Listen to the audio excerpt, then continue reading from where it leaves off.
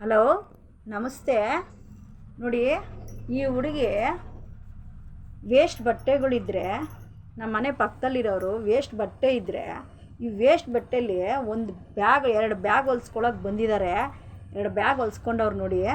ಇದಕ್ಕೆ 20 ರೂಪಾಯಿ ಒಂದು ಬ್ಯಾಗುಗೆ, 20 ರೂಪಾಯಿ ಒಂದು ಬ್ಯಾಗುಗೆ ಕೊಡೋದು.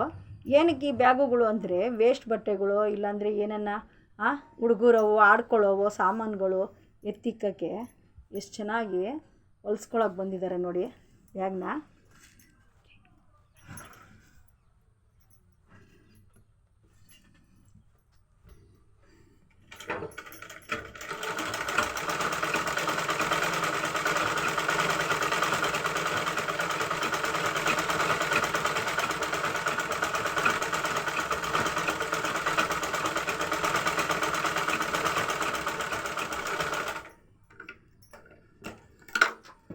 ನೋಡಿ, ಇದು ಒಂದು ಬ್ಯಾಗು ತಯಾರಾಗೋಯ್ತು.